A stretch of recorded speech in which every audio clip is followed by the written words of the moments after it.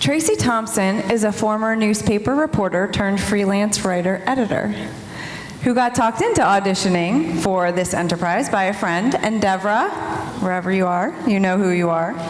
Much like the Russian spy Carrie Russell plays on TV, she leads two lives, one of which is lived incognito as a mom in the suburbs of DC, where she is married to a genuine NASA rocket scientist and pursues her hobbies of driving teenagers around and picking up their clothes off the floor. In her professional life, you need to check her out on Amazon, as she is an award-winning journalist who has written 3 books, 2 on the subject of mental illness. Her most recent book, The New Mind of the South, was published last year by Simon Schuster and has just come out in paperback. Tracy will be reading her essay, Balm.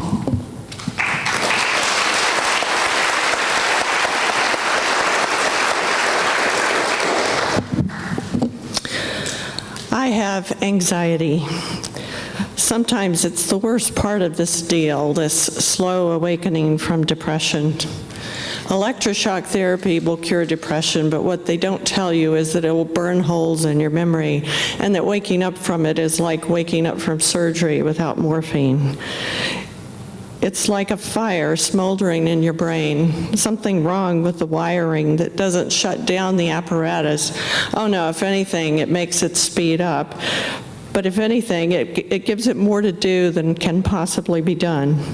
It feels like a mental burn. You can't forget it for a second.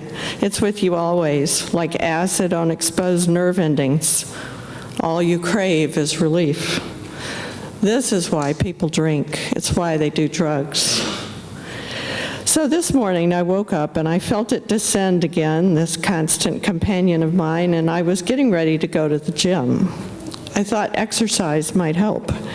Sometimes physical activity does help. Sometimes exercise to the point of exhaustion is the only thing that will help.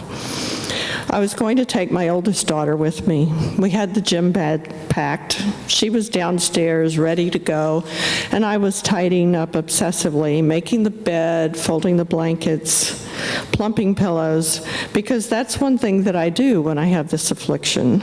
I feel the need to try to control every element of my environment. And the more I fail, the more I feel compelled to try. And no, don't ask me to color with you or tell me your stupid knock-knock joke. Don't you understand? The linens must be folded. But this time, for some reason, it was different. This time, something just snapped. I fell across the bed. I cannot do this anymore, I thought. That was it for a moment. No other thought occurred. I rolled over to my side. My mind, which had stopped in the middle of its frantic busyness, began to pick up speed again, but slower. Fortunately, my husband and I had been watching a James Bond movie the night before, Casino Royale, and that intricate plot became my next obsession, taking my mind off myself for a moment. I began to worry it, working out every nuance, making connections, gnawing on it like a dog with an old pork chop. After a while, I became aware of the fact that I was getting cold, and I grabbed a blanket from the foot of the bed and covered myself and lay down again. My mind slowed some more. Outside, I could hear the rain. I heard birds, at least 3 different kinds of bird calls. I listened to the birds. I listened to the rain. I said to the cosmos, help. All the time I was expecting my daughter to come bursting in, or for my husband to trek upstairs and see what in the world had happened to me, but nobody came. The house was quiet. I lay there some more, and slowly the mental burn subsided and my mind's white-hot activity ebbed.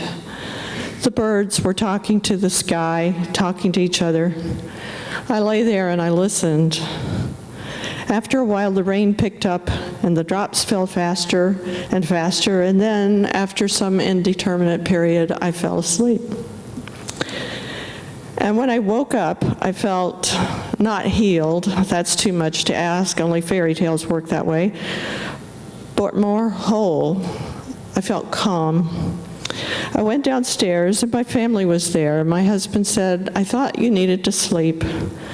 My oldest daughter said, Mom, I made finger sandwiches. And my 6-year-old came up to me and put her arms around my waist and said, "Mommy, snuggle."